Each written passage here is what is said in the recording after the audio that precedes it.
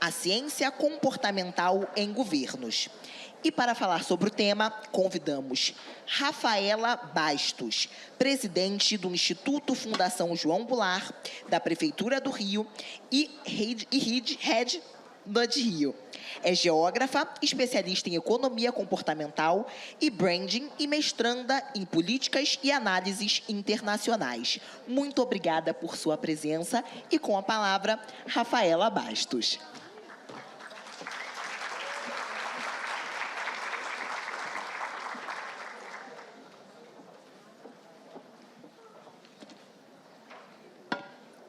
Olá, boa tarde. Cheguei aqui fazendo uma distribuição de uma publicação da Nudge Rio. A Nudge Rio é a primeira unidade de Nudge em governos do país. Completou 10 anos em 2024. E uma das metodologias que nós criamos foi essa aqui, o Nudge Thinking. Quando a gente começa, lá em 2014... vou me apresentar, vou agradecer primeiro, aqui a audiência de vocês, agradecer ao secretário Rodrigo Correia. É um prazer imenso estar aqui falando dessa unidade, que é uma das mais antigas no mundo, quando a gente fala de Nudge Unit em governos. A Nudge Rio saiu de uma ideia do nosso prefeito Eduardo Paes, quando ele foi a um evento com Michael Bloomberg, e, conversando, falou, olha, economia comportamental em governos é o que tem de mais atual. Isso lá em 2013. E aí, em 2014, a gente resolve fazer o Nudge na área de finanças do IPTU, que hoje é uma política pública implementada. Aquela carta do IPTU de cobrança que vocês recebem em dezembro, não vocês, pessoas inadimplentes recebem em dezembro, é um nudge.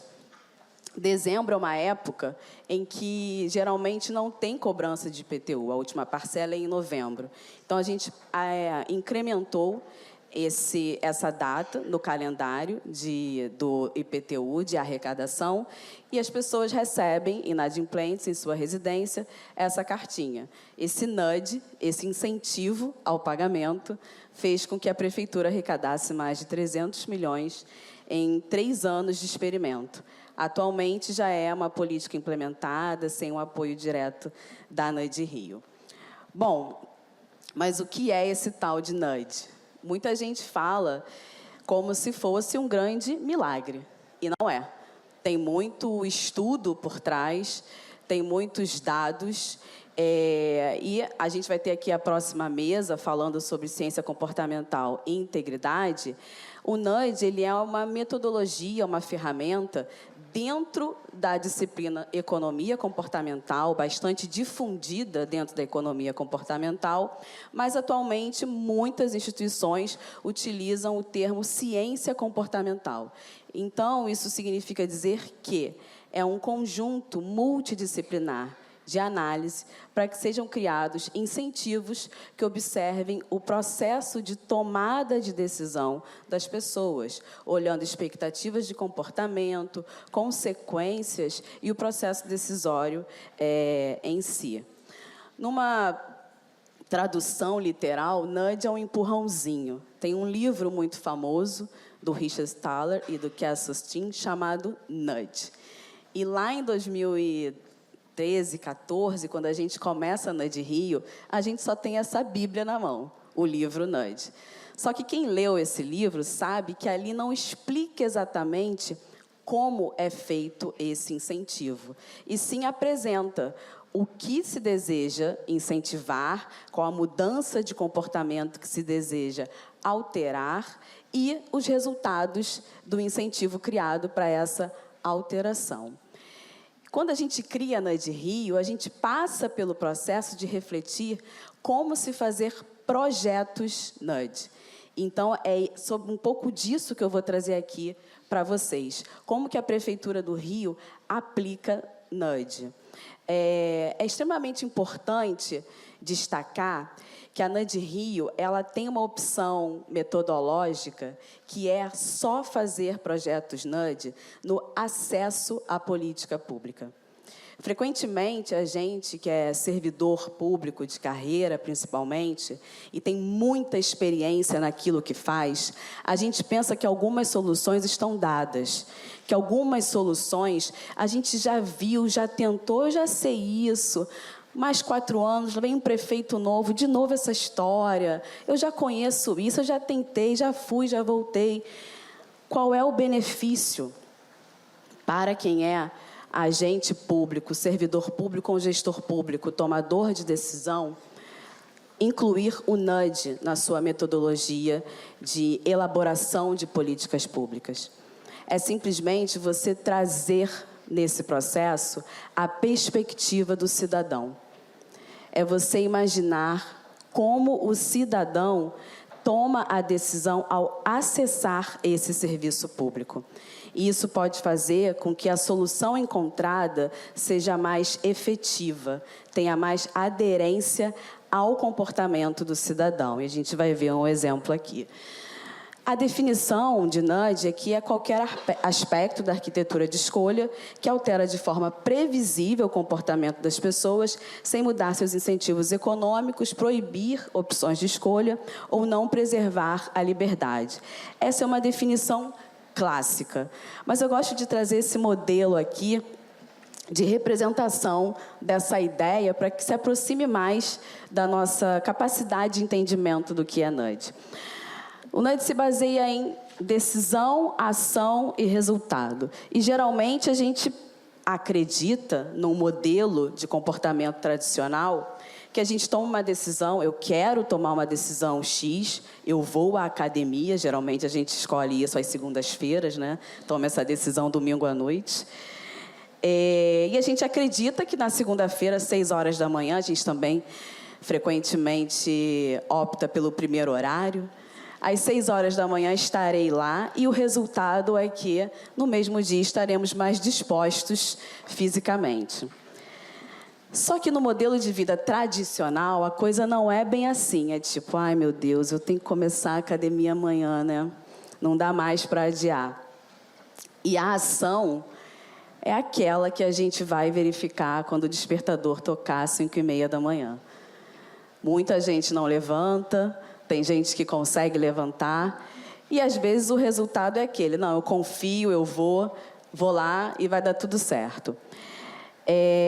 A vida real tem uma série de questões que influenciam essas decisões, esses pensamentos.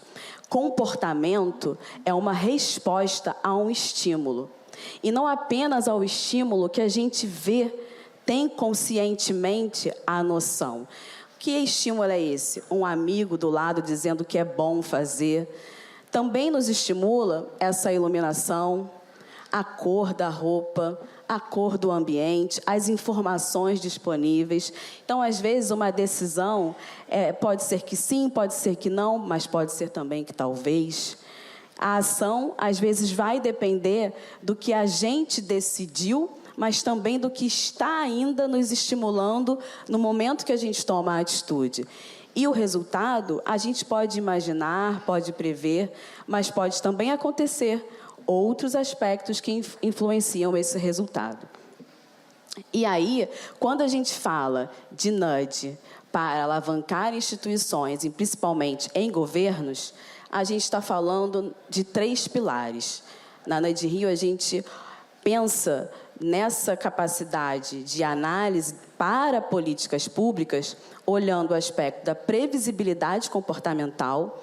Então, a partir da forma que o cidadão, por exemplo, paga o IPTU, a gente consegue identificar quais são os incentivos que aumentam a capacidade de arrecadação da prefeitura, mas também de um comportamento de não endividamento desse cidadão. a efetividade, ou seja, se o que a gente indicou como incentivo vai conseguir aumentar, vai conseguir o resultado esperado, e a otimização de recursos públicos. Porque se a gente observa o comportamento do cidadão antes de fazer a implementação em larga escala de uma política pública, a gente está reduzindo os custos. Vou passar aqui correndo para dar tempo da gente ver o exemplo de políticas públicas na Prefeitura do Rio. Bom, eu trouxe um exemplo de nudge de mobilidade urbana. Quem tem andado pela cidade tem visto várias sinalizações horizontais na cidade para ter um impacto maior na mobilidade. Quando a gente fala de segurança viária, esse tema ele é muito voltado em muitas cidades para o motorista. E a gente aqui na NUD Rio começou um esforço de ter um olhar para o pedestre. Quem nunca atravessou uma rua, e esse é um conceito da arquitetura, por isso que a gente também chama de ciências do comportamento, que olha para a direita, olha para a esquerda e fala, opa, vai dar tempo de atravessar. Só que ninguém fez um cálculo de velocidade versus tempo, nada disso. Olhou o carro, viu um farol um pouco mais distante, achou que dava e foi. Isso se chama linha de desejo. E, às vezes, a gente cria caminhos a partir dessas linhas de desejo. A gente fez um experimento na Urca, num bairro da Zona Sul do Rio de Janeiro. Fizemos dois, na verdade, um na São Francisco Xavier e o outro na Urca. E essas linhas aqui, esses pontilhados que vocês estão vendo, são caminhos que as pessoas faziam travessias. Todas elas travessias não semaforizadas e arriscadas. A gente mapeou todas essas travessias, os incentivos que existiam nessas travessias. Então, ali no roxinho tinha ponto de ônibus, aqui no laranjinha tinha restaurantes, bancos, e as pessoas atravessavam ali. A gente fez uma delimitação do experimento, pintamos um triângulo de amarelo, antes não era, como vocês podem ver ali, tinha até um carro estacionado, e colocamos faixas de pedestres. Essas travessias selecionadas para o experimento foram baseadas nas linhas de desejo que o pedestre já tinha. Bom, e quais foram os incentivos, os princípios comportamentais que a gente desenvolveu para poder fazer com que esses pedestres tivessem uma travessia mais segura, mas ainda assim alinhada ao modo de atravessar ali na Urca, que era onde eles já estavam fazendo essas travessias. A gente trabalhou com a lógica do enquadramento, opções padrão e saliência.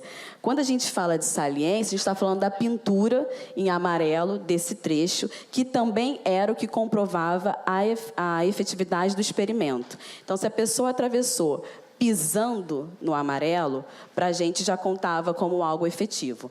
Claro que também, se passasse pela faixa de pedestre e ainda pisasse no amarelo, melhor ainda. Opção padrão, foi-se utilizado o próprio Código Brasileiro de Trânsito para poder fazer a travessia.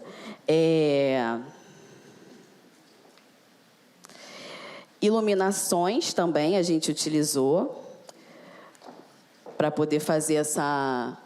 Repetir o slide. Iluminações a gente também utilizou para poder tornar... Onde era o experimento, era muito escuro a travessia. E as pessoas atravessavam em outros lugares para poder atravessar num lugar mais claro, mais iluminado. Então, a gente iluminou toda aquela área ali na direção da faixa de pedestre. E o enquadramento começava com uma placa, essa vermelhinha, que dizia: a travessia é mais legal por aqui, e também pelo triângulo amarelo. Esse vídeo aqui, vamos ver se... Vou pedir para... Luana, você consegue?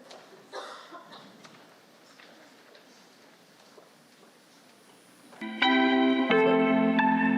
vocês verem na prática esse experimento.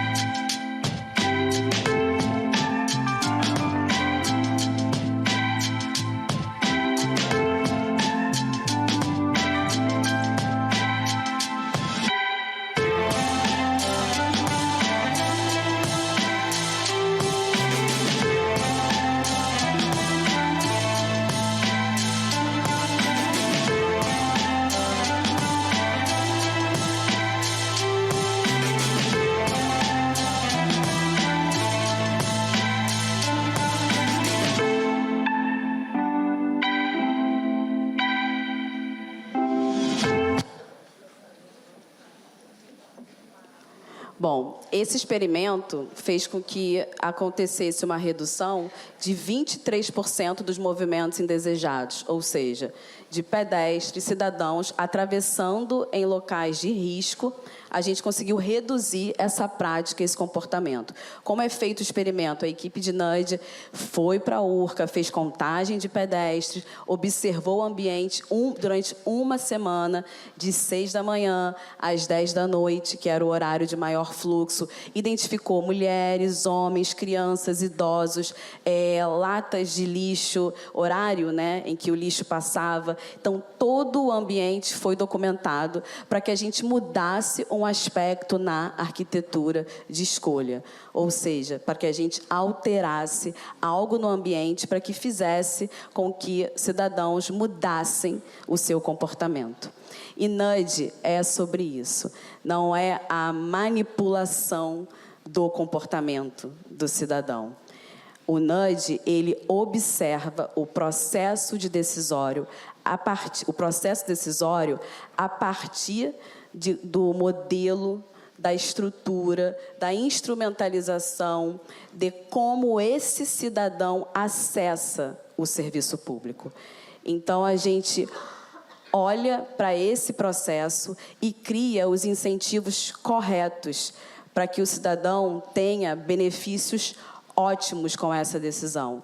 Então, para que nenhum cidadão desista de um tratamento de saúde por conta da dificuldade de receber um diagnóstico, para que não falte aula, alunos da escola pública não faltem aula, para que cidadãos não faltem consultas médicas.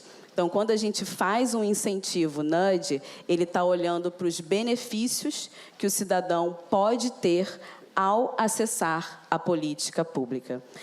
E quando a gente fala de manipulação, ou seja, de uma tomada de decisão que não atende aos melhores interesses da pessoa, do indivíduo, a gente está falando do que hoje a literatura chama de SLUDs. E quando a gente tem de dark nuds, desculpa, já até tem um novo termo. E os SLUDs são quando os incentivos fazem com que esse cidadão ou esse indivíduo não tomem as melhores decisões. Então, já observa faz um recorte no consumo, geralmente, e faz com que esse indivíduo não tenha um processo decisório de acordo com seus interesses, e os SLUDs já faz um incentivo como o NUD, só que não é para o bem.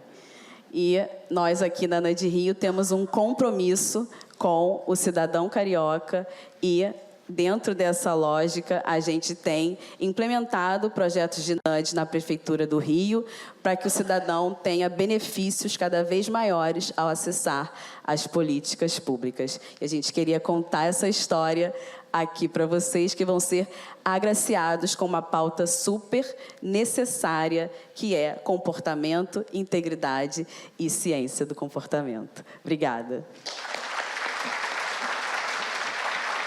Muitíssimo obrigada, Rafaela. Sim.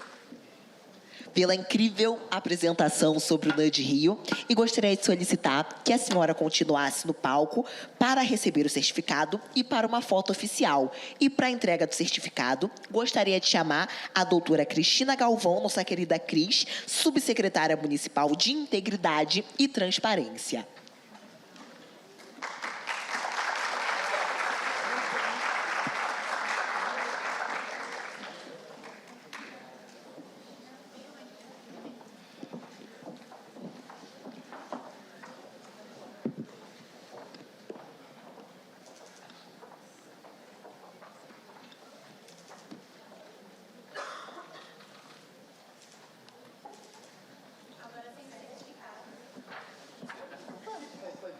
O certificado até caiu.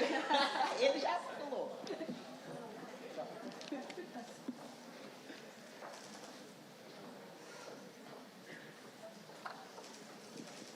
Muito obrigada, Rafael e doutora Cristina.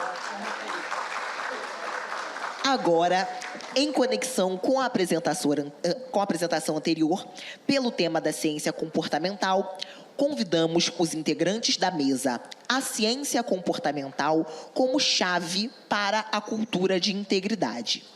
Então, para fazer a mediação, convidamos Luana Cardoso, advogada, coordenadora de integridade da Secretaria Municipal de Integridade e Transparência do Rio de Janeiro, coautora do livro Mulheres em Compliance, com MBA em ESG e Gestão Estratégica de Sustentabilidade e Certificações em Compliance, Segurança da Informação e Gestão de Riscos. Por favor, uma salva de palmas para a senhora Luana Cardoso. Convidamos também como debatedores o senhor Bruno Duban, advogado, procurador do Estado do Rio de Janeiro, ex-procurador-geral entre 2020 e 2023, mestre em políticas públicas com formação em Harvard, professor na Procuradoria-Geral do Estado do Rio de Janeiro e no Instituto New Law. Por favor, uma salva de palmas para o senhor Bruno Duban.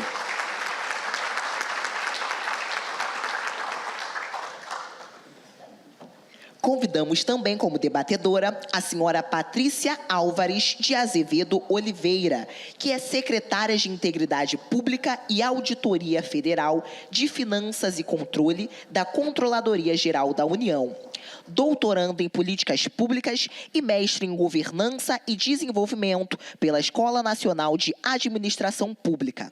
Atuou em cargos de liderança em controle interno na Secretaria Federal de Controle Interno, no Instituto Chico Mendes de Conservação da Biodiversidade e Ministérios da Cultura e do Planejamento e Orçamento. Por favor, uma salva de palmas. Convidamos também como debatedora a senhora Patrícia Godoy Oliveira, executiva, palestrante, professora e compliance officer da Gallagher Latin America, com carreira em Google, Uber, AON e Chubb. Mestre pela University of Chicago e MBA pela Fundação Getúlio Vargas e é co-líder na AmCham Brasil. Por favor, uma salva de palmas. Também convidamos Renato Santos, doutor em administração, advogado, sócio da S2 Consultoria e diretor do Instituto de Pesquisa do Risco Reputacional. Autor de livros sobre compliance, fraudes e riscos, ex-oficial do Exército e docente em pós-graduação. Por favor, uma salva de palmas. E, finalmente, convidamos a senhora Roberta Codinoto, consultora de compliance e integridade, premiada nacionalmente, ex-conselheira da Comissão de Ética Pública e conselheira do Movimento Transparência 100% do Pacto Global da ONU Brasil. Por favor, uma salva de palmas para a nossa belíssima mesa. Pedimos aos participantes que tenham atenção ao tempo de fala para que todos possam usufruir igualmente de seu tempo. Muitíssimo obrigada e uma ótima mesa de debate a todos e todas. Boa tarde a todas as pessoas aqui presentes. É com imenso prazer que faço aqui a mediação dessa mesa com profissionais brilhantes que tanto admiro. Gostaria de agradecer ao secretário pela realização desse evento, a todos vocês, né, que se disponibilizaram um pouco do seu tempo para estar aqui com a gente, enfim, prestigiando esse evento. Vamos iniciar aqui a mesa 3, que fala sobre ciência comportamental como chave para a cultura de integridade. A apresentação do tema, antes de a gente iniciar aqui abordando o formato, né, dessa mesa, eu vou fazer uma contextualização do tema, antes de passarmos as palavras aos debatedores. Bom, os profissionais, né, especialmente que militam na área de compliance, sabem bem a importância da cultura de integridade, né? E especialmente pelo fato depois que o decreto 11.129 de 2022 trouxe aí a cultura de integridade como uma obrigatoriedade concreta nos programas de integridade, mas não só isso, né? As declarações da OCDE no sentido da cultura de integridade como um pilar fundamental dentro de um programa. E nesse sentido, a cultura de integridade, como todos nós sabemos, é inegavelmente um desafio, né, tanto para a iniciativa privada como em âmbito público. E, nesse ponto, a ciência comportamental tem um papel muito importante na formação e no fortalecimento da cultura de integridade, justamente porque estuda como as pessoas tomam as decisões, como a Rafaela bem disse, os fatores também que influenciam no nosso processo decisório, né, no dia a dia, dentro das nossas organizações, principalmente, bem como a forma como os ambientes, né, em que estamos inseridos incentivam também as nossas decisões. Ao entender os gatilhos, as motivações por trás das ações humanas, podemos desenvolver estratégias mais eficazes para promover uma cultura de integridade. E são esses aspectos que serão abordados pelos debatedores aqui presentes. Antes de iniciar, eu queria passar qual será o formato da mesa, para vocês entenderem como se dará. Eu fui aqui brindada com uma mesa um pouco maior, né? Mas com isso também eu tenho o desafio aí de fazer intervenções mais breves na minha fala, e assim o farei, com o objetivo justamente de a gente poder explorar mais os conhecimentos dos debatedores aqui presentes. Eu gostaria de passar a palavra inicialmente para a Roberta, para fazer a sua apresentação e a introdução ao tema. Em seguida, peço que as demais mulheres o façam, e o Bruno e o Renato também. Muito obrigada. Obrigada, Luana. Boa tarde a todas as pessoas. É uma honra estar numa casa como essa hoje, né? Em um museu com tanto significado. Luana, obrigada do convite. Secretário, obrigada pela oportunidade. Quando Luana me chamou algum tempo atrás e trouxe a proposta, né, desse debate, então eu disse a Luana que traria algumas provocações sobre algo que eu tenho refletido nesses últimos anos de trajetória.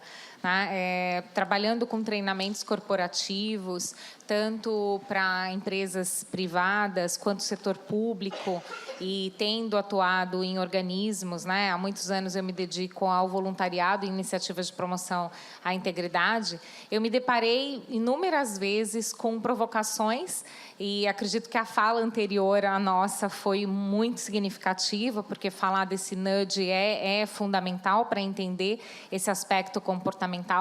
E eu via muita desesperança, né? Então, às vezes, nós vamos para treinamentos e falar de integridade, e nós colhemos, e tenho certeza que alguns de vocês já se depararam com isso, né? Nossa, mas por que eu vou fazer isso se ninguém faz, né? Eu acho que essa é uma das primeiras questões que a gente é provocado quando vai trabalhar com a cultura de integridade.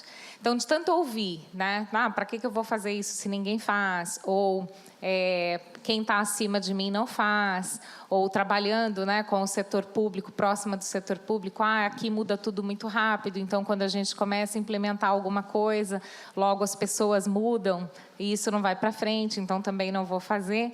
Então, eu comecei a pensar, se a gente não tem esse exemplo vindo de cima de quem deveria estar fazendo, né? E no livro citado na fala anterior pela Rafaela, esse autor ele provoca isso, ele fala da referência, né? Dos modelos de referência, e a gente lá no universo do compliance, da cultura de integridade, nós chamamos isso do tone from the top, né? O tom do topo. Mas e se eles não fazem? Então a gente nunca vai fazer, né? Eu vou ficar sempre esperando vir alguém que vá fazer para eu fazer. Então, seria uma atitude muito cômoda a gente sempre esperar alguém começar antes. Não como a gente faz uma provocação para mudar esse comportamento. Então, de tanto eu ser provocada, né, escutar que não era possível, não, sem o tom from the top, sem o tom do topo, não é possível construir uma cultura de integridade. Sem esse exemplo, não é possível construir uma cultura de integridade. Então, eu comecei a brincar com a expressão, a gente não tem o tom from the top, né, o tom do topo, vamos fazer o tom from the bottom, vamos fazer o tom da base.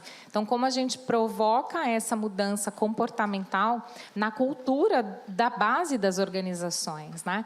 Então, nós sabemos, sim, do efeito prejudicial que existe quando líderes não estão comprometidos, quando têm uma ética um tanto quanto flexível, ou quando tomam decisões, e eu sempre gosto de provocar a gente pensar não na intencionalidade, mas muitas vezes no despreparo, líderes despreparados que não têm uma noção exata do tamanho do risco da decisão que estão tomando, então tomam decisões precipitadas ou sem refletir, né? Fica um cenário muito mais fácil quando sequer eles são questionados. Então, quando nós começamos a provocar, e eu vou ter a oportunidade depois de trazer alguns exemplos de como a gente pode fazer, né, esse provocar. para que a base ela comece a questionar esse comportamento um tanto quanto instintivo, fiz rápido, não pensei nas consequências, né, dessas lideranças não comprometidas, a gente de fato conseguiria trazer uma base mais sólida, uma cultura mais sólida, né, para que a gente provocasse essas lideranças de não ter esse terreno ideal de decisões rápidas, sem refletir num cenário de riscos. Infelizmente, a gente não tem, muitas vezes, uma preparação adequada para os cenários de riscos. Eu vejo uma carência disso nas organizações. A gente fala de riscos como algo muito complexo, sem fazer essa correlação prática para que esses gestores fossem mais preparados a entender a gravidade, muitas vezes, de uma decisão que toma. E se eles têm um cenário onde ninguém questiona, né, eu não vou questionar essa minha liderança, né, que faz algo sem pensar. Fica um cenário ainda mais propício para que essa questão se perpetue.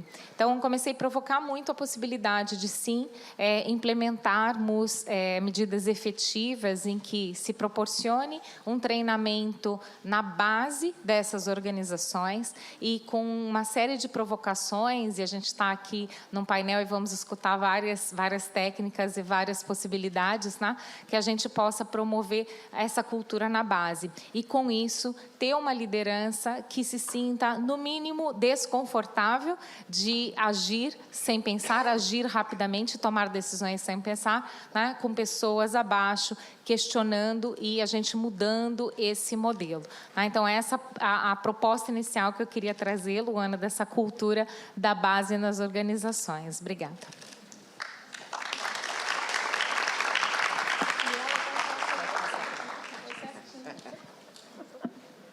Pode.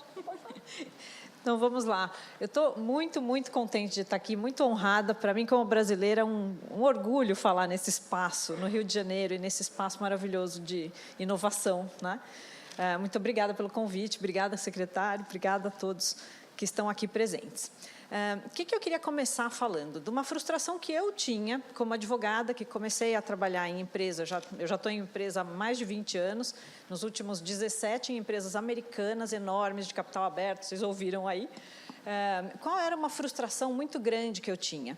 Eu tinha aquela frustração, ainda como jurídico, quando eu era de departamento jurídico, eu tinha aquela frustração de que as pessoas descumpriam as regras, as políticas da empresa, e etc. E, para mim, aquilo era estranho, porque eu sempre ouvia a ideia do homo economicus, né? Que é aquela ideia de que todo mundo age racionalmente, buscando o seu melhor interesse, a maximizar o seu interesse particular.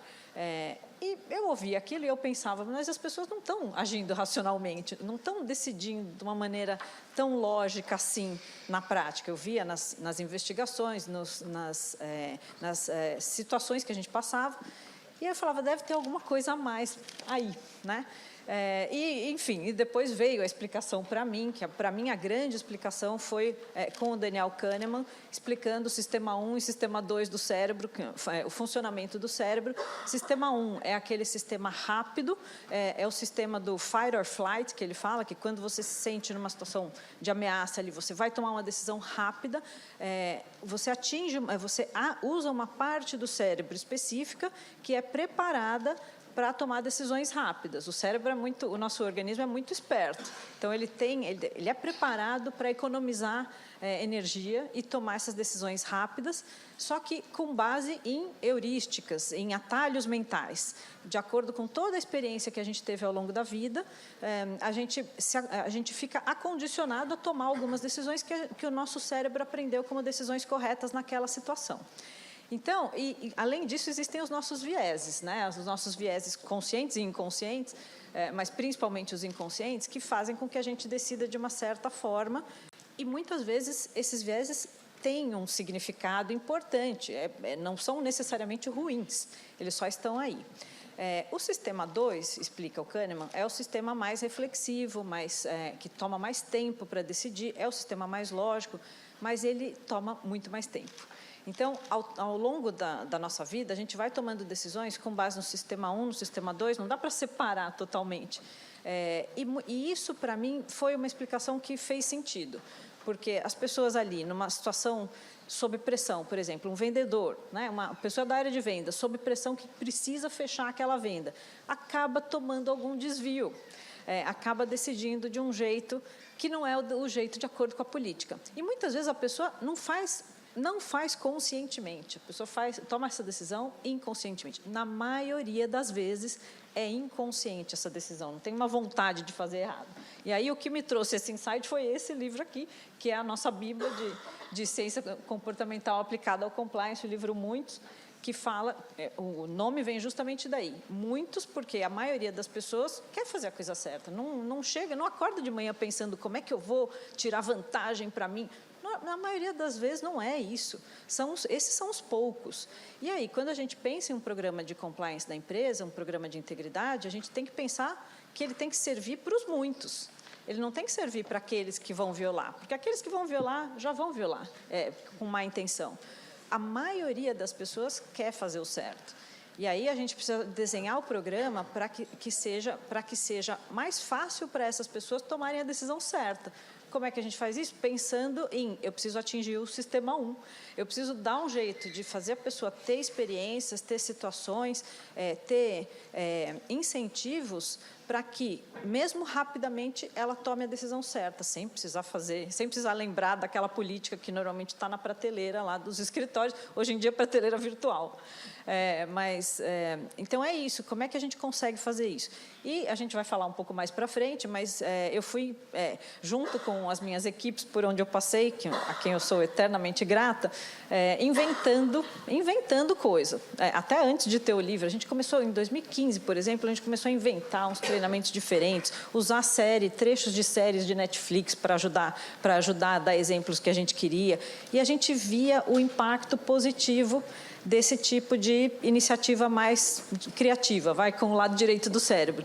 Então, eu acabei, desde lá 2015, mais ou menos, foi a época que comecei a fazer isso, comecei a aplicar, ver o resultado, e aí eu virei uma fã dessa ideia de ciência comportamental aplicada ao compliance.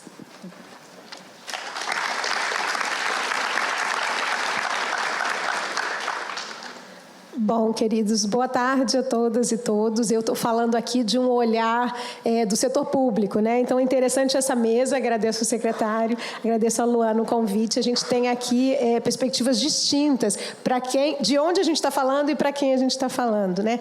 Então, foi interessante a Roberta trazer a questão do tom do topo, porque essa é uma linguagem que consta em todos os manuais, né, de integridade. A gente precisa ter o tom do topo. E a gente que é servidor, que milita na área de integridade, muitas vezes você pensa assim, mas o tom do topo, as altas lideranças da minha organização, muitas vezes, na maioria das vezes, e está correto, não está equivocado, ela está preocupada com a entrega da política pública, com a missão para a qual ela foi eleita, né, para seguir um mandato que ela foi eleita. Ela não está preocupada com esse discurso de integridade. Esse discurso de integridade está nas nossas caixinhas, as caixinhas do compliance, as caixinhas da conformidade, as caixinhas de gestão de riscos.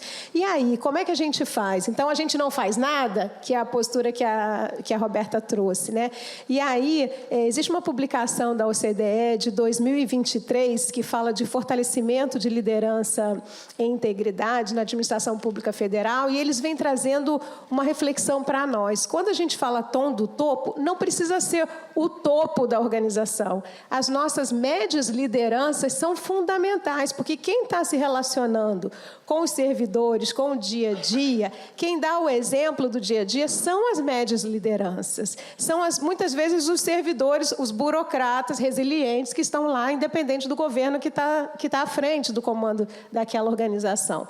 Então, a gente pensar em como a gente, nessas áreas, pode trabalhar com ciência comportamental para as médias lideranças, é um ganho enorme. A gente sai desse patamar de eu não tenho conversa com o ministro, com o secretário, o que eu vou fazer, para a gente começar a trazer essas médias lideranças para a pauta da integridade. E aí, como que você traz essas pessoas para a pauta da integridade? Como que você mexe com o coração deles? Não é falando de fraude e combate à corrupção somente, porque ele, de fato, precisa fazer as entregas dele também. Ele está preocupado com metas, com entregas, etc. Então, é importante que a gente compreenda que integridade foi um conceito que vem evoluindo. Ele saiu lá de 2010, que trabalhava só com fraude de combate à corrupção. Hoje, o programa de integridade precisa trabalhar também com questão de respeito a valores, condutas e etc., que impactem a reputação da instituição. Então, o fato é, a gente precisa trabalhar com a política pública. A gente precisa chegar na integridade com a política pública. E esse relato que a Rafaela, eu acho que trouxe, né? Falando de política pública, ela trouxe a questão dos nudges, mas a gente precisa entender como que integridade está relacionada à entrega de políticas públicas efetivas, eficazes, etc. Então, eu acho que esse debate, a gente precisa sair, a gente que milita na área de integridade, sair dos nossos silos e começar a tocar o coração dos gestores com relação às entregas que eles precisam fazer. A gente vai trazer exemplos aqui, como é que você pode trazê-los, mas o fato é, quando a gente sai da parte de fraude, combate à corrupção, porque nenhum líder comum que está ali, ele está preocupado com isso, ele quer fazer a entrega de qualquer jeito, ele tem um monte de coisa para fazer, então como que você ajuda ele a entregar as políticas públicas dele com integridade? Esse é o nosso papel, de mediar esse processo, né? De tocar o coração e entender como é que as políticas públicas funcionam. A gente tem que deixar de falar só para a gente e começar a falar para essas médias lideranças, porque elas vão nos ajudar a implementar programas de integridade efetivos, de fato, né? Então, por exemplo, só já adiantando, quando eu estava no Ministério do Planejamento, a gente formou um subcomitê, e aí quase todos os órgãos dos subcomitês de riscos trabalham só com as caixinhas de integridade, né? Gestão de riscos, etc., compliance. A gente trouxe todos os secretários para trabalharem. E aí eu me lembro que numa reunião assim, nós vamos montar um programa de integridade. Aí uma das chefes falou assim, mas eu nem sei o que é integridade. Ótima oportunidade para você saber. Se você não vem para a área finalista, se você não vem para esse debate, você não vai saber. Isso vai ser sempre um problema dos silos, né? A gente não vai conseguir trazer vocês para o debate. Então, pensar a política pública desde o início, que ela precisa ser transparente, que ela tem que considerar os dados, etc., ele tem que vir desde o início do processo. Porque quando eu chegar lá no final para cobrar transparência de uma política pública que não foi pensada desde o início, assim, vai ser muito mais difícil de compor, né? Então, essa é a minha primeira fala. Eu vou trazer exemplos, mas muito obrigada por permitir que a gente esteja aqui fazendo esse debate.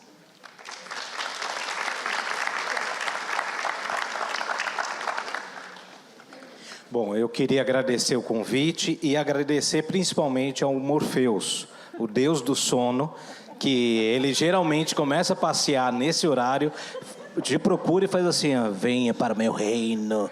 Mas não está aqui, eu estou vendo que todo mundo está bem acordado e isso é muito bom. Muito bem, pessoal. A Prefeitura do Rio contratou aqui todo mundo aqui para fazer a ciência comportamental, a gente fazer uma concorrência com a Rafaela e para fazer escolher uma estratégia para fazer com que as pessoas saiam de casa para o trabalho de bike. Beleza? Campanha 1. Campanha 1 é o seguinte, saia de bike para o trabalho, porque você vai diminuir a poluição, vai diminuir o trânsito, vai deixar a cidade mais limpa, ok? Campanha 2. Saia de casa para o trabalho de bike, porque você vai economizar 40 minutos do seu tempo para fazer o que você bem entende, vai economizar R$500 por mês de combustível e ainda vai emagrecer 2 quilos por semana. Quem aqui escolhe a campanha 1? Levanta a mão. E a campanha 2? Isso é ciência comportamental.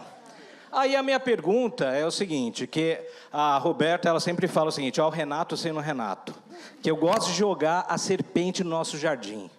A pergunta é o seguinte, então, se é tão óbvio assim, por que a maioria das organizações escolhem a campanha 1 no programa de compliance, no programa de integridade? Por quê? Porque é de boa. Quando pega e coloca a seguinte mensagem, olha, você colaborador, você funcionário tal, você tem que ser ético e tal, porque isso é bom para a organização, isso é bom para a organização, isso é bom para a organização, o que você está fazendo? Você está falando só a vantagem para a organização e não para a pessoa. Você escolheu a campanha 2 porque você pensa o seguinte, bom, primeiro o que vai ser bom para mim, depois vou pensar no que é bom para o meu colega, depois vou pensar na cultura. É meio óbvio isso, e a ciência comportamental ela já provou por A mais B. Mas só que a gente, sei lá por quê, a gente mantém a ideia de que só falar bonito e pomposamente sobre ética, vai mudar o comportamento das pessoas. E aí a gente vê grandes escândalos, o tempo todo as coisas acontecendo e assim por diante. Então, é a primeira serpente que eu quero jogar aqui no nosso jardim para a gente começar o nosso debate. Segunda serpente. Sabe qual é o código de ética que, na minha visão, é o melhor código de ética do Brasil? De qual organização que é? Do PCC. É verdade, eu não estou exagerando. O PCC tem um código de ética, quem aqui sabia? Tem registrado em cartório, publicado na internet, no site oficial do PCC. É verdade, está lá. E nesse código de ética, ele tem ainda um cuidado com a inclusão, porque ele ainda está em audiobook. Qual organização aqui tem seu código de ética em audiobook? Não tem, né? Pois é, só que esse código de ética do PCC é um dos melhores que eu conheço, porque ele reforça positivo, ele apresenta reforço positivo e negativo. Está lá, um dos itens é caguetagem. Caguetagem. É verdade, está escrito, caguetagem. Aí pega e está escrito o seguinte: se você for pego pela polícia, a sua família vai estar amparada pela organização. Beleza. Não vai acontecer nada com a sua família. Mas, se você caguetar, a pena é de morte. Está escrito isso no código. Pois é. Pessoal, na boa. Aí eu pego e pergunto o seguinte: como que é o código de ética, o código de conduta da sua organização? Geralmente, assim, a maioria esmagadora só tem reforço negativo. É proibido, é proibido, é proibido. Não apresenta nenhum reforço positivo para a pessoa fazer a coisa certa. E aí a minha pergunta, e essa é a segunda serpente, eu paro de falar aqui, é por que, então, que a gente mantém essa forma de comunicação, essa forma de tentar mudar o comportamento humano, usando técnicas que passam longe da ciência comportamental. E obrigado.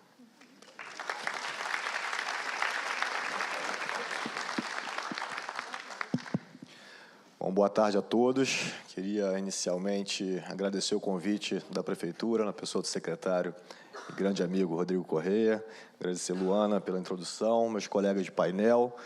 Eu queria agradecer Luana pelo início da divisão das falas, que privilegiou corretamente as mulheres, que deu um gancho para a minha abordagem inicial. Então, eu queria cumprimentar aqui meus colegas da agenda ASG, ou ISD, como queiram, do Sistema FEComércio, Sheila Aquino e Aline Brito, grandes amigas e parceiras dessa agenda por um mundo melhor. E queria cumprimentar especialmente a decana da Procuradoria-Geral do Estado do Rio de Janeiro, a procuradora Leonor Nunes Paiva. E, com base na história da Leonor, eu vou contar um pouquinho da minha trajetória como Procurador-Geral do Estado, que eu exerci o cargo recentemente, eu saí tem 1 ano e meio do Ministério e passei quase 4 anos na chefia da instituição, o cargo que mais me honrou e que mais me transformou. Então, Leonor Nunes Paiva é procuradora do Estado, é decana, portanto, já há bastante tempo, e ela está prestes a se aposentar.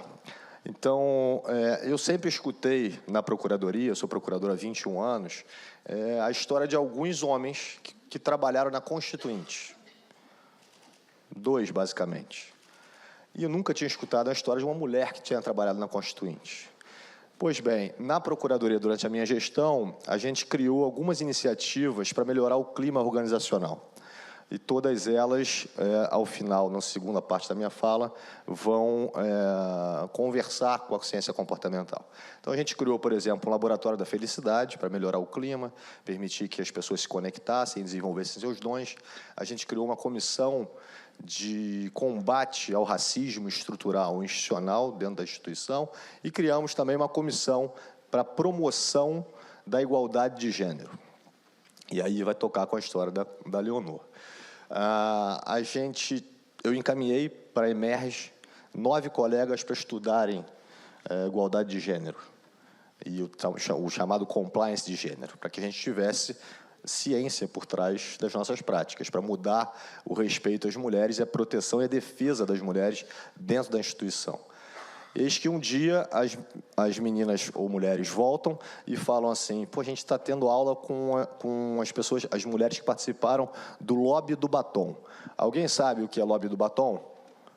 Quem sabe do lobby do batom? Menos de 10% das pessoas. Esse foi o movimento, talvez o movimento democrático mais importante da história do Brasil, que resultou por consagrar na Constituinte o direito das mulheres. Então, era um grupo de mulheres que se multiplicavam em Brasília, na Constituinte, para fazer constar, na Constituição de 88, o direito das mulheres. E eis que, no dia que eu autorizei que trouxessem... Autorizei não, falei, vocês têm que fazer um evento dessas mulheres aqui. A gente não pode defender, ter uma comissão de defesa do direito das mulheres, de promoção do direito das mulheres, sem que a gente fale para a nossa turma. A gente tem que ensinar. E aí a gente montou um painelzinho, trouxe todas essas mulheres. O evento era segunda-feira de manhã. Sábado à noite eu passei a noite tomando bronca e puxão de orelha da Leonor, que era inconcebível que a PGE fizesse um evento dessa natureza sem que ela tivesse no evento. Eu falei, mas por quê? Ora, eu fui a redatora do lobby do batom. Então, ela foi apagada durante a história e ninguém nunca falou isso na Procuradoria. Então, essa mulher aqui é responsável pela redação...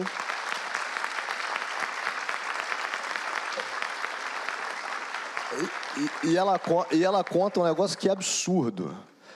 Ela era advogada, não era procuradora ainda, estudava na biblioteca da Procuradoria. E lá, estudando, viu um livro, Código Civil Comentado de Cuba. E lá tinha a figura da união estável. Ela colocou a união estável na Constituição. E essa história foi realmente apagada. Então, na minha segunda passagem, eu vou falar um pouco do trabalho dessa comissão pró-compliance de gênero, e eu acho que integridade e um ambiente mais saudável no trabalho. Porque se a gente melhora a vida de qualquer funcionário, a gente melhora a vida do todo. Se a gente melhora a vida das mulheres no trabalho, que são maioria, onde quer que a gente esteja, a gente melhora ainda com mais impacto a vida de todos. Muito obrigado.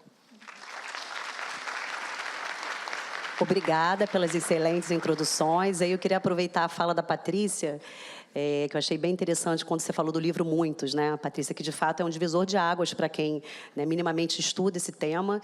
E eu acho que outro desafio que a gente tem, além do estabelecimento da cultura de integridade, é fazer com que esses muitos, que somos todos nós aqui, que a grande maioria, né, entendam que essa transformação cultural, o foco dessa transformação é atingir todos nós que estamos aqui, né? Enfim, nós somos aí o foco, enfim, de conseguir estabelecer essa cultura de confiança, né, seja nas organizações ou na sociedade.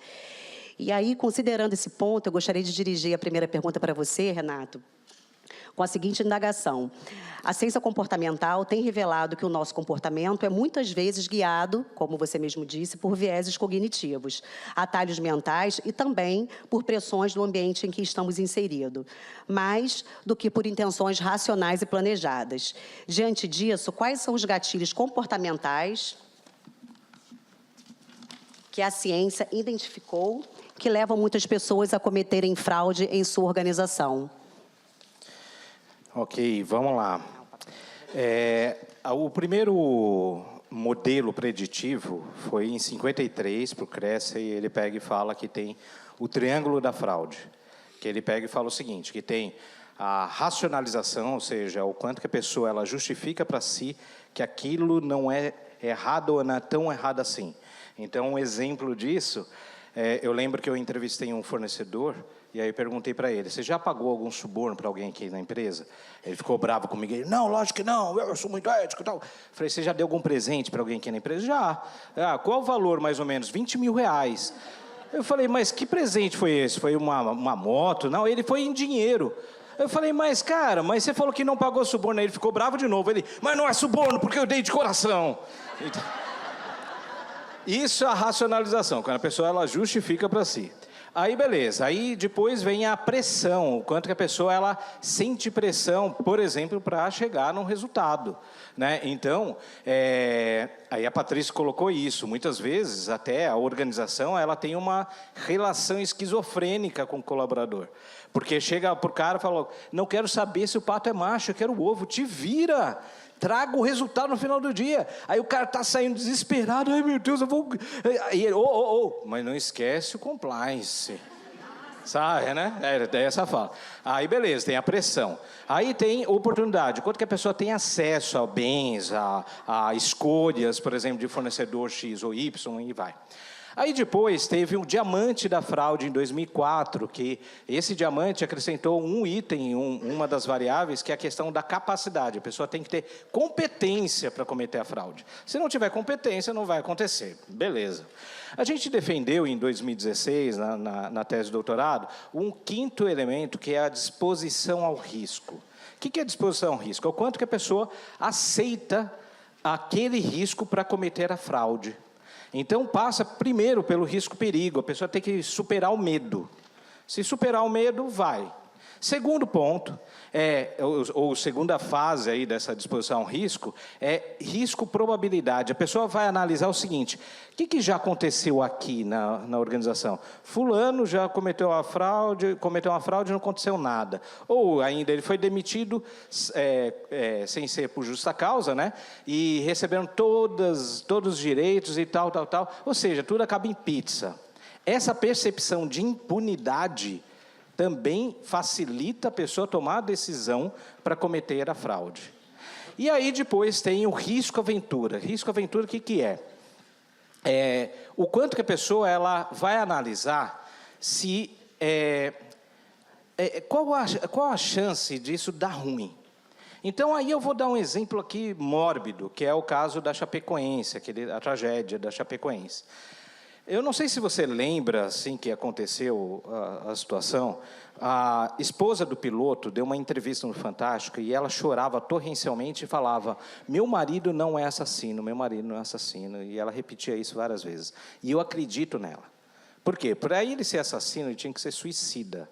E é diferente, porque daquele caso lá do cara que jogou o avião nos Alpes, aquele cara queria morrer e matar todo mundo. Agora, nesse caso da Chapecoense, ele não queria morrer. Tanto é que nos últimos segundos, quando o avião está caindo, ele clama por Jesus, por Deus, ele está desesperado, ele não quer morrer. Aí a minha pergunta para você é o seguinte, então por que o cara pilota um avião na banguela? Que foi isso que ele fez. Por que ele faz isso? Aí você fala, ganância. Não, a conta não fecha. O cara vai pensar o seguinte, eu vou morrer, matar um monte de gente, porque eu vou ganhar não sei quantos mil a mais? Cara, não. Ele fez isso porque tinha certeza que não ia dar ruim.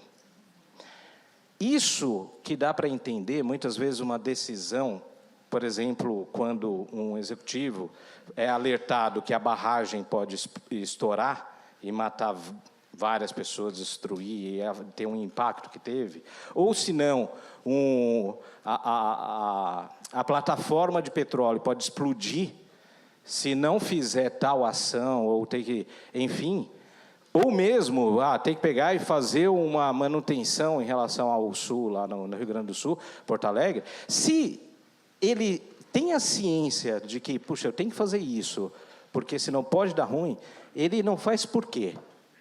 Porque eu quero explodir tudo, né? Não, não é nada disso. Ele não faz porque ele tem certeza que não vai dar ruim. E isso é bomba. É bomba para a gente dentro da organização, porque hoje o profissional que é mais procurado, valorizado, etc., é aquele profissional que pensa fora da caixa, que não tem medo de nada, que assume riscos. E aí a gente tem aqui mais uma bomba relevante nesse processo da tomada de decisão se eu vou cometer uma fraude ou não. Excelente, Renato. Eu queria aproveitar para explorar aqui o fator racionalização, né, que a gente sabe aí que deriva da dissonância cognitiva entre a nossa intenção real, né, e a nossa conduta. E aí, pensando nesse sentido, a questão do viés cognitivo, eu queria direcionar essa pergunta para você, Patrícia Godoy, no seguinte sentido: considerando que muitas pessoas têm a intenção de agir de uma certa forma, mas acabam agindo de outra, portanto, em função dessa dissonância cognitiva, né, que revela a ciência comportamental, como o foco comportamental do compliance pode reduzir esse gap entre a nossa intenção e a nossa ação real, promovendo, portanto, mudanças de comportamentos mais eficazes nas organizações. Muito bom. Eu vou pegar o gancho que você falou, né, da instituição. A organização vai lá e fala: não quero saber se cumpre esse orçamento que você fez, que eu preciso ganhar o meu bônus no final do ano. Né? Normalmente, quem está no topo fala isso. E não lembra de falar, não, mas lembra do compliance. Não, esse final ninguém fala. Esse final ninguém fala. Então, o que a gente da área de compliance consegue fazer? Né? Quando a gente tem o apoio da liderança, realmente fica tudo muito diferente. Por quê? Eu entendo que é uma questão de integridade a liderança impor uma cultura criar uma cultura e manter uma cultura que seja de fazer o certo. Então, o primeiro ponto aí é a diferença entre ética, né, e programas de compliance. Muitas vezes, quem está no topo da organização não está com esse intuito.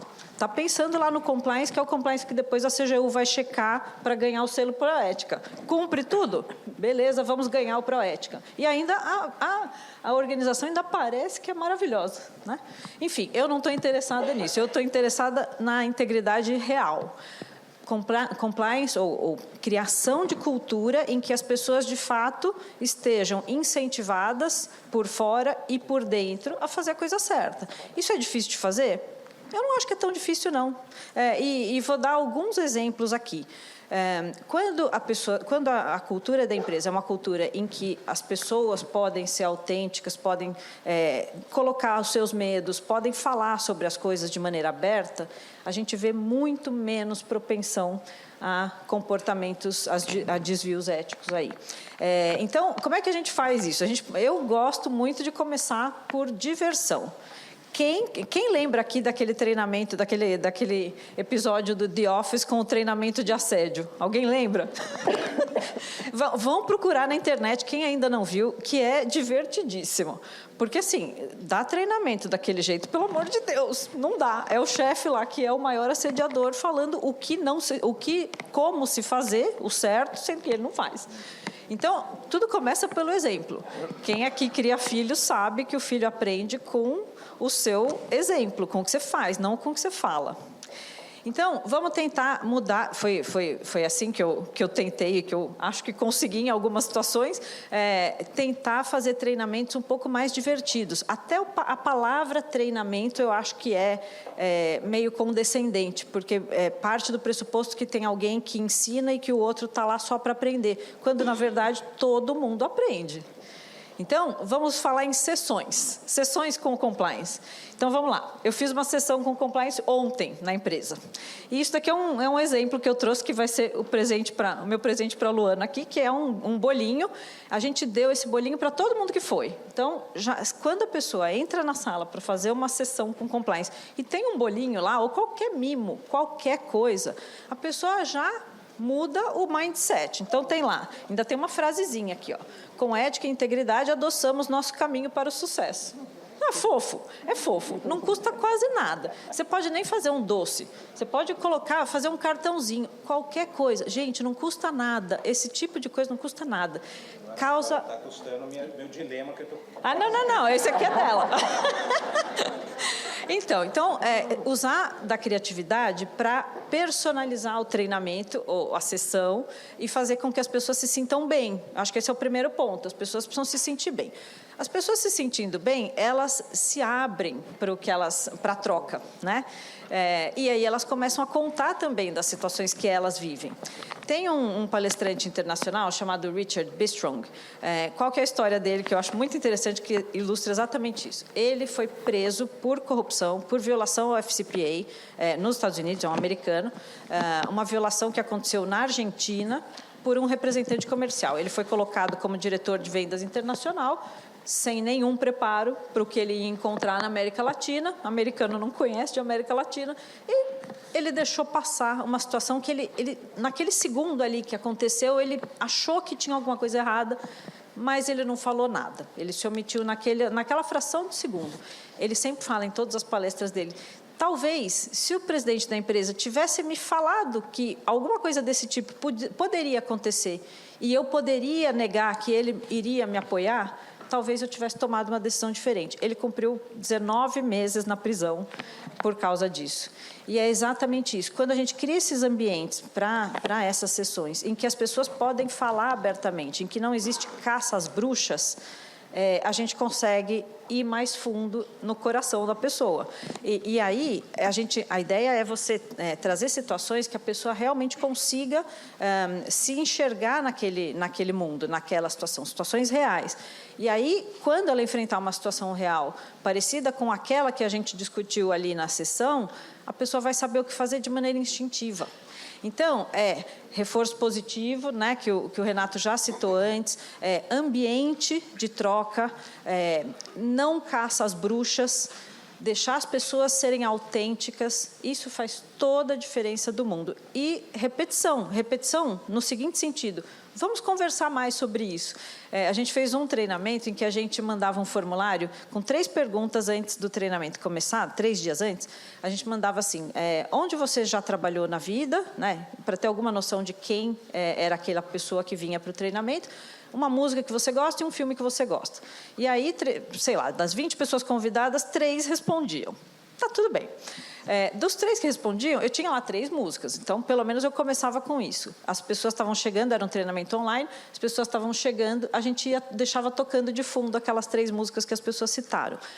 Todas as vezes que a gente fez isso, quando a pessoa entrava e ouvia a música que ela tinha escolhido, ela abria a câmera, abria o microfone e falava, olha, essa música fui eu que escolhi.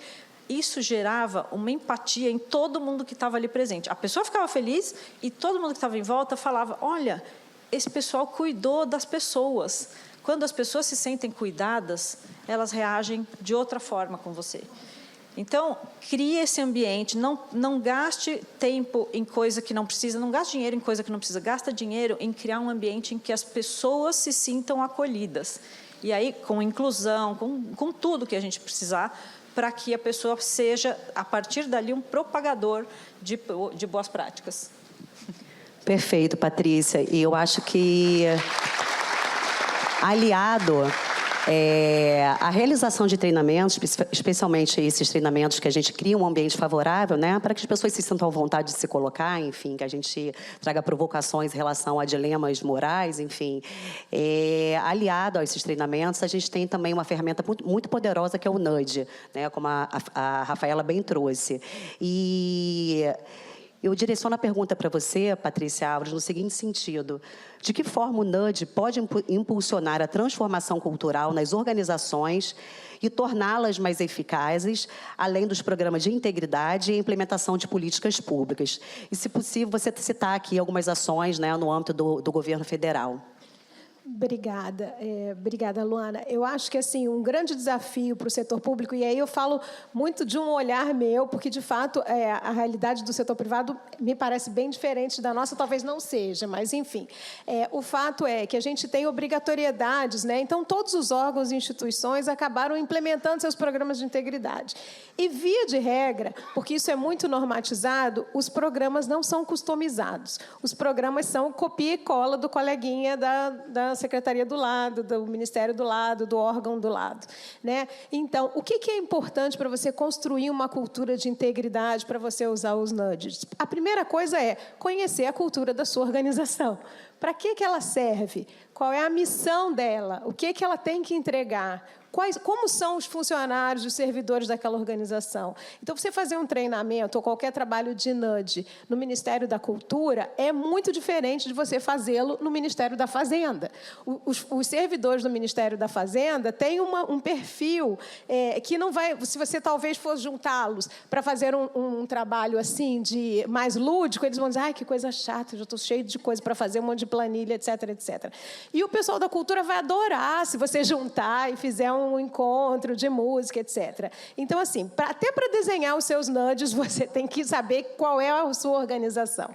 Então, primeiro, vamos entender como funcionam as nossas organizações. Qual é a missão dela, o que ela tem que entregar e como ela se organiza, como ela fala. Ela tem a organização pública é aberta, as salas são abertas, são fechadas. Supõe-se que as salas que são abertas permitem uma maior transparência, porque você está vendo quem está entrando na sala do chefe e você está vendo quais são as conversas, como é que eles se relacionam. Então, isso aí já dá uma imagem de transparência, mas o fato é, se você trabalha no fisco, você não vai poder deixar a sala aberta. Se você trabalha com algumas questões jurídicas ou acordo de leniência, você não vai poder deixar a sua sala aberta. Então, você vai fazer outro tipo de trabalho para incentivar que os servidores dali sejam íntegros, né, de fato, e cumpram aquela missão. Então, assim, como exemplos que eu podia te dar, assim, a gente quis, por exemplo, no Ministério do Planejamento, a gente, como eu estava falando na primeira parte da fala, a gente queria trazer os secretários para a pauta da integridade. Então, a gente criou um programa chamado Liderança Íntegra, que eles que falavam sobre o trabalho deles, misturando questões de integridade. Então, eles eram obrigados a, de uma certa forma, se preocupar com aquela questão da integridade para poder ver aonde aquela integridade entrava na política que ele estava falando ali. E aí, isso também gerava um incentivo para os servidores daquela secretaria, porque também iam participar daquele debate, porque, afinal de contas, é o secretário que está falando. E aí, o secretário estava falando de integridade. Aquilo começou a passar de uma coisa que a gente via, que no início do ano, ninguém sabia, a chefe que não sabia o que era integridade, 2 anos depois, todo mundo falava de integridade nas suas políticas públicas. Virou uma palavra comum, todo mundo sabia o que fazia. Sem ter aquela coisa de você forçar e dizer assim, daqui para frente todo mundo vai falar integridade. Não, eles começaram a querer participar desse programa, porque aquilo dava público, juntava várias organizações, e eles estavam ali falando da política pública, que é o que de fato interessava para eles, mas juntando temas de integridade dentro da política, que era uma coisa que interessava para nós. Uma outra ação que eu achei bem bacana, que faz sentido, é um pouco do reforço positivo que o Renato falou. A gente fez uns cards assim, tipo, pode ou não pode? Existe um programa do governo federal, desde, eu acho que 2017, as organizações não podem mais ter carros oficiais disponíveis, etc., para poder economizar recursos, né? Então, é feito um Uber que o servidor contrata lá para ir embora. Só que, por exemplo, ele não pode sair de casa e ir para uma reunião de TaxiGov, ele tem que ir da organização para lá. Mas essas regras estão num decreto escondido, que ninguém sabe, não sei o que e tal. Então, a gente começou a fazer uma série de cards, assim, tipo, integridade no dia a dia. Pode ou não pode? Isso aqui é bom ou não é bom? E aí, isso não só gera um incentivo para a própria pessoa que pode não conhecer aquela obrigatoriedade, mas para a autoridade, porque ela tem vergonha de fazer aquilo, porque todo mundo está sabendo ali que está sendo divulgado que não pode fazer aquilo, não pode sair de casa para ir para a reunião com o TaxiGov. Então, se ele chegar lá na reunião de TaxiGov de casa, os outros já vão olhar esquisito para ele. Então, assim, sem você dizer que é proibido ficar fiscalizando se ele vai, se ele não vai, ele mesmo já se sente constrangido de não participar desse processo, né? Outras coisas que eu acho que eu já vi na esplanada ultimamente foi com relação a essa questão de letramento, né? Eu acho assim, para quem é da turma dos 50 mais que está aqui, a gente tem uma linguagem super capacitista, né, gente? Vamos combinar, né? Várias coisas que a gente fala. E não é também porque a gente é mau, não, porque a gente não tem sensibilidade humana, nada disso. A gente não sabe essas coisas. Então, esses trabalhos que são feitos com jogos, aí sim, né, a parte lúdica, trazendo as questões, trazendo a relevância, o quanto isso machuca pessoas que a gente estava achando que não tinha problema nenhum, o quanto isso influencia no comportamento, o quanto isso torna a organização mais acolhedora, mais inclusiva, né, mais participativa. Então, acho que essas coisas são um monte de opções que você tem para fazer. E eu acho que também, para fazer o trabalho, a gente precisa conhecer a nossa organização, para que não seja uma coisa que, assim, não vou participar porque esse treinamento é muito bobinho, né? Então, assim, de que forma aquela organização reage a um tipo de capacitação? Como que ela conversa com aquela linguagem que eu estou falando? Eu acho que esse é um grande desafio e a gente tem um bocado de ministérios aí preocupados em fazer isso. Mas é um grande desafio porque a gente tem outros que ainda estão replicando lá os seus modelinhos de cumprimento de copia e cola, né? Eu acho que esse é o desafio de todos nós, avançar nessa pauta. Obrigada. Obrigada, Patrícia. É interessante que eu lembrei da nossa fala lá, né, no horário do almoço. Não obstante a importância de todos esses movimentos, a gente sabe que nem sempre a gente consegue fazer aquele movimento de cima para baixo, né? A gente encontra muita dificuldade, especialmente na administração pública, em razão de diversos cenários, né? Como se fossem diversas culturas dentro de uma mesma cultura, né? Aquele poder do convencimento de vários titulares da pasta, né? Que é uma forma um pouco diferente de convencimento do que se dá na iniciativa privada. E pegando esse gancho, eu queria aproveitar a fala da Roberta e já direcionando a pergunta para você, Roberta, eu gostaria de saber quais são os fatores comportamentais que influenciam a adesão às práticas de integridade pelos colaboradores, contribuindo, portanto, para a criação da cultura de integridade da base para o topo da organização. É super desafiador falar depois de Renato, Patrícias, né? Bruno também trouxe pontos essenciais. Mas, até conectando, é muito interessante porque essa fala, né?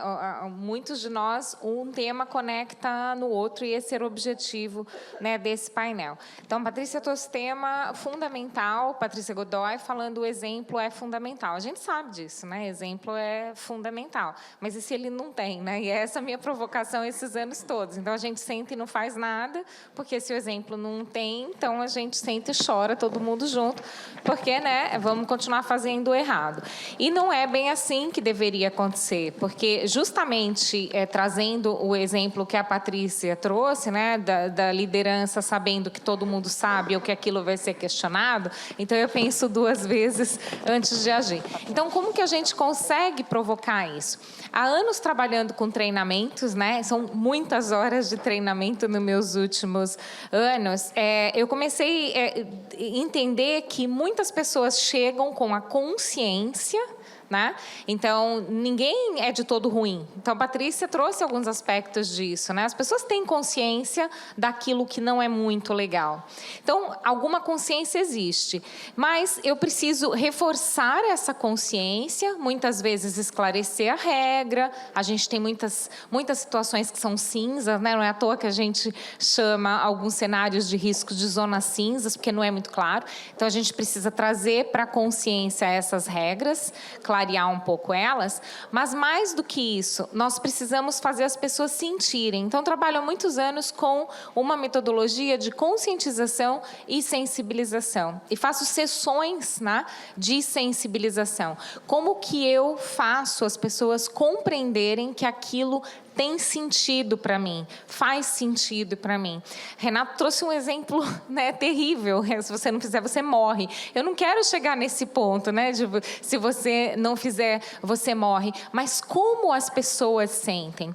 Quem tem filhos sente de uma forma diferente de quem não tem filho. Se eu trouxer um exemplo para uma grande maioria de pessoas que não tem filho e eu falar da importância do exemplo que você dá para o seu filho, ele não se conecta com aquilo, né? E tem muitas pessoas que depois que tem filho falam, nossa, agora eu lembrei daquilo que minha mãe me dizia, né? Eu passo a me importar mais. Então, como que a gente descobre esses cenários e aquilo que é importante e aquilo que não faz sentido, né? Então, essas sessões da gente conscientizar e sensibilizar. E aí eu preciso romper o status quo, né? O Nudge fala dessa questão do status quo. Como eu rompo essa barreira de ninguém faz, né? Isso daí talvez não seja importante, não seja a minha praia, né? Então, eu preciso entender com quem eu estou falando. Patrícia trouxe um tema fundamental, preciso adequar a minha linguagem, isso é importante, e aí eu vou trabalhar nisso. Então, eu trouxe algumas provocações para vocês, para que essa base, ela consiga compreender, né, o efeito daquilo. Então, quando o Renato falou, o código precisa comunicar, né? Mas eu preciso comunicar algo que faça sentido, tenha aplicabilidade. Eu sou uma crítica desses programas de compliance que falam deles para eles mesmos, né? Então, eu comecei lá atrás questionando o compliance de pessoas para pessoas, porque no final do dia a gente faz uma regra, é uma pessoa fazendo uma regra para outra pessoa cumprir, né? Porque não é a própria organização que vai se beneficiar daquilo. Então, como eu faço essa comunicação de forma que a pessoa compreenda entenda as consequências práticas daquela decisão que ela sequer questionou. Isso está acontecendo lá em cima da minha organização, não vou nem me preocupar com isso. Mas, se essas decisões são tomadas dessa forma e você nunca provoca, nunca questiona, quais os impactos disso para a sua vida? Tem um tema que conecta a todos nós, né? E hoje, nessa sala, a gente tem gente aqui da iniciativa privada, da iniciativa pública, da academia, mas tem algo que conecta a todos nós. Todos somos cidadãos. Então, quando os programas de compliance, esses treinamentos, começam a provocar as pessoas para o efeito prático daquilo que aquela empresa está fazendo na vida dela, então, se essa empresa seguir fazendo o que está fazendo, isso tem um efeito prático para a sociedade como um todo. Você é cidadão, você colhe a consequência disso, né? Então, eu passo a refletir de outra forma. Então, pensando, né, em como que a gente quebra essas justificativas comuns do eu não faço porque o outro não faz. Eu preciso, talvez, ser colocado como o sujeito de colher aquelas consequências. Outra provocação que eu gosto de fazer é: e se você se sentisse, né, na pressão de quem executou, então sentir a mesma pressão daquela decisão e colhesse as consequências daquela decisão ruim, como você se sentiria? Né?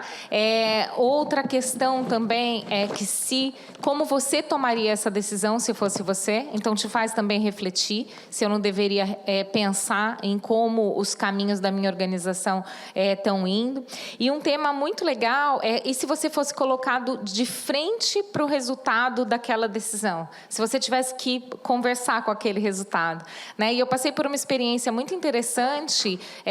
Eu costumo brincar que eu sou o ser amarelinho, né? Daquela teoria dos verdes, vermelhos e amarelos. Então, eu tenho sempre que ficar relembrando o comportamento que é esperado de mim, principalmente quando eu estou dirigindo. Tenho o hábito de passar um pouco da velocidade. Então, eu vejo a placa, volto à velocidade, né? Faz aquele fenômeno. E eu tive a oportunidade de fazer uma palestra na Volvo e eles me convidaram para conhecer o Museu da Segurança, né? E foi impactante, porque eu fui colocada de frente pela primeira vez com o resultado de correr, né? Então, eles me colocam numa simulação, é como se eu fosse aquele boneco do carro que bate, né? E você senta e coloca um óculos como se você fosse o boneco daquele carro que bate para testar, né, o cinto de segurança e tudo mais. Então, a moça veio, colocou o cinto em mim, colocou o óculos em mim, ela falou, pode ficar sentada, é um filme e tal, e você vai ser projetado quando tiver um impacto. É um impacto a 10 km por hora, como se você estivesse procurando uma vaga num shopping. Gente, o impacto de 10 km por hora é um tranco que vocês não podem imaginar. E eu dei uma respirada fundo e eu falei, eu dirijo há muitas vezes mais do que isso. Então, eu fui colocada de frente para o resultado de uma ação, né? Que é o questionamento dos riscos que Renato tanto falou. Se gestores soubessem do impacto, muitas vezes, do tamanho da decisão que toma, ou se nós, de uma base, somos colocados de frente para um resultado, talvez nós questionássemos mais. E, rapidamente, até porque meu tempo já acabou, mas eu não queria deixar de compartilhar com vocês. E quando também nós somos provocados diante de dilemas éticos, né? Quando falado determinados temas e para que a gente possa analisar vertentes e qual a melhor decisão tomar. E nós temos um trabalho muito interessante no São Paulo Futebol Clube.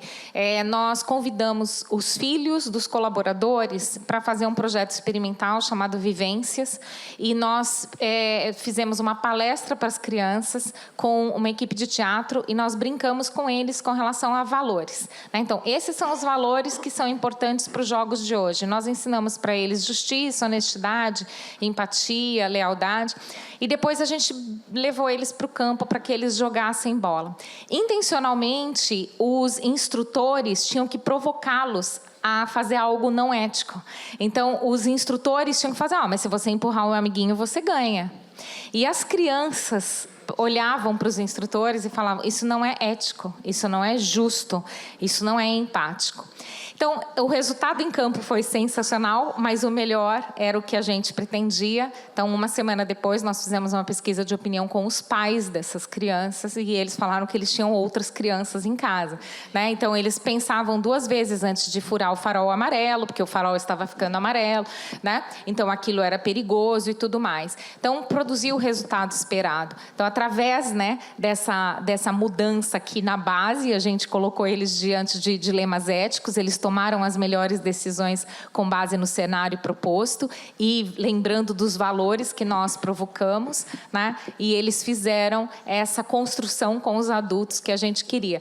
Com certeza eles não tinham muitas vezes o exemplo, mas a provocação dos filhos, né, fez com que eles mudassem. Então é possível a gente fazer sim, né? E devolvendo para você, Luana, eu acho que fez todo sentido hoje chegando aqui, eu me deparo com uma frase, né, numa dessas paredes que fala Museu do Amanhã, né? Porque o amanhã é o hoje e a gente precisa começar hoje. Então, para a gente vencer esse status quo, a gente precisa começar hoje, com pequenas ações, com pequenas provocações. E hoje vocês vão sair daqui cheio de exemplos, né, que podem iniciar aí nos programas de vocês. Obrigada.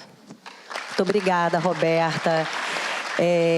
Bom, pessoal, vou correr um pouquinho agora que eu estou preocupada que a Patrícia tem um voo, enfim, vou tentar deixar um espacinho aqui para perguntas, mas antes de finalizar, não obstante a gente saber o impacto positivo, né, dessa abordagem diversa, né, Patrícia, da base para o topo, a gente sabe da importância da liderança nesse processo de transformação cultural.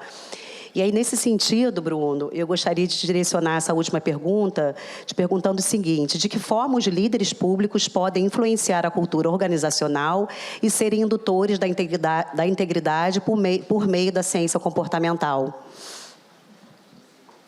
Obrigado, Luana. Eu estou impactado aqui com as falas de todos e eu queria pegar um pouco do gancho que a Patrícia falou sobre o envolvimento da alta liderança, né?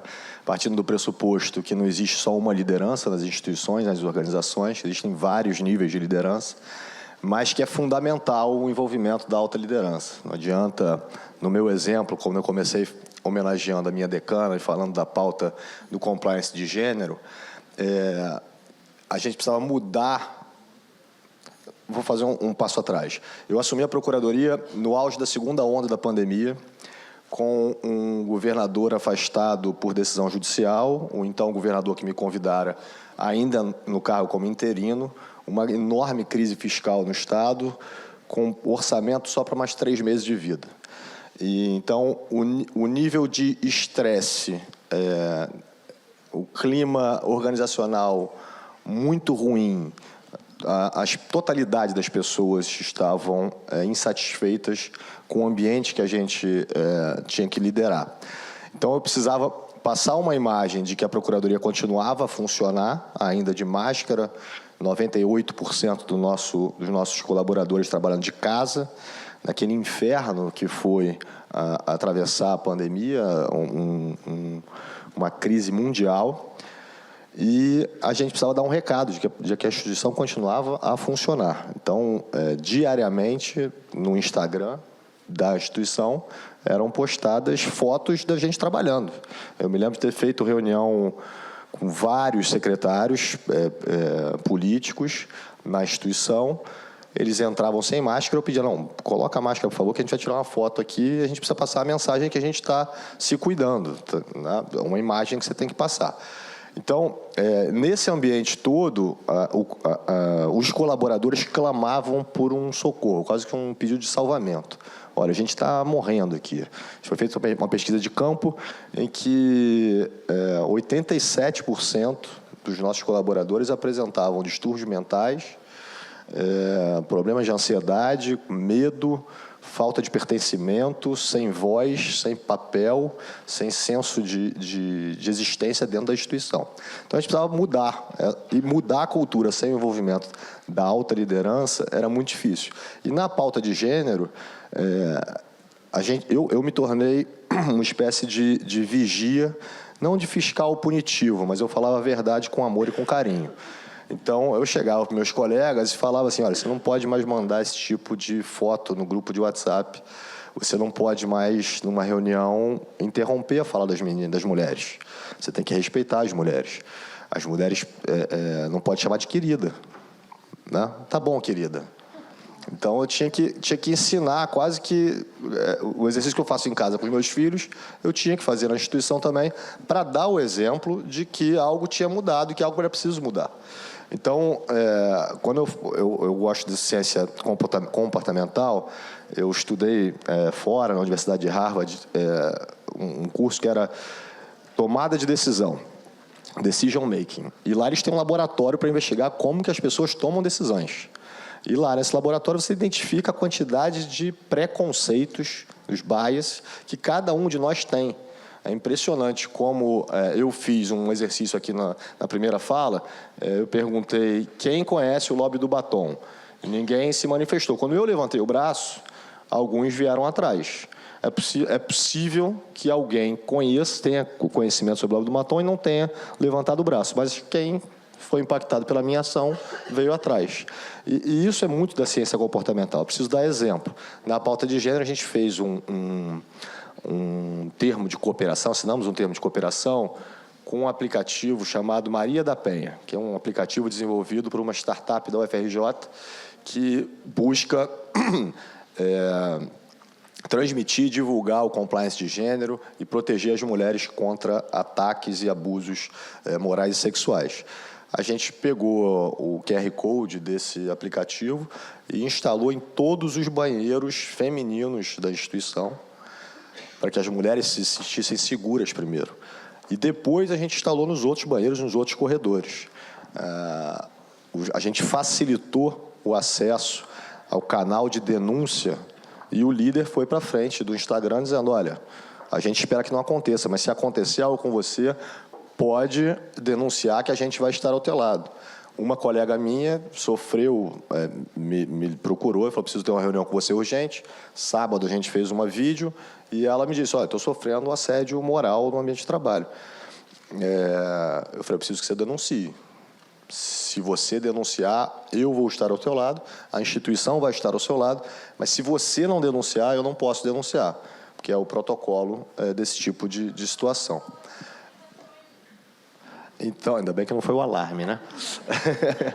Mas, então, eu acho que parte muito do exemplo e do comprometimento e engajamento do líder. Senão é impossível mudar uma cultura organizacional. Ainda mais nessas condições tão adversas que eu me encontrei quando assumi o cargo de Procurador do Estado, Procurador-Geral do Estado.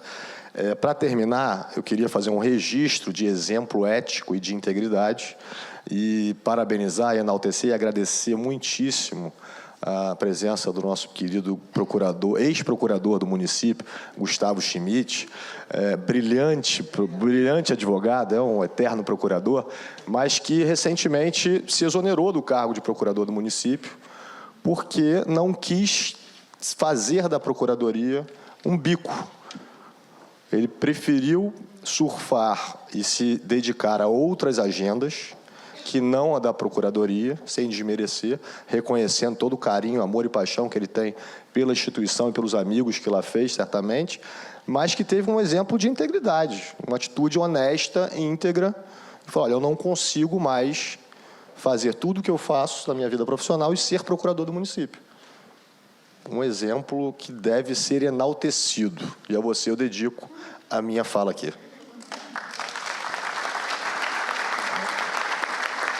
Obrigada, Bruno. E pegando esse gancho sobre liderança, né, eu acho que é importante nós lembrarmos que a influência do líder não necessariamente é o líder formal, né, portanto, a alta gestão, mas pessoas que têm um perfil, né, que têm uma capacidade de influenciar comportamentos nas organizações. Então, a gente precisa pensar sobre isso. São pessoas que influenciam pelo respeito e pela confiança, independente da hierarquia. Bom, pessoal, a gente vai precisar suprimir essa última rodada, né, de perguntas ao público por conta do tempo. A gente tem a Patrícia com um voo próximo, né? Estamos chegando ao fim, portanto, dessa última rodada. Gostaria de agradecer novamente aos debatedores, né? As contribuições foram inegavelmente enriquecedoras para todos nós aqui, ao público também pela participação. Eu espero que esta discussão nos inspire a pensar em soluções eficazes para fortalecer a integridade em nossos espaços. Declaro encerrada a mesa. Muito obrigada. Muitíssimo obrigada pelas contribuições dos debatedores e gostaria de solicitar que os senhores permanecessem no palco para a entrega dos certificados e para fazermos uma foto oficial da mesa de debates. Mais uma vez, agradecemos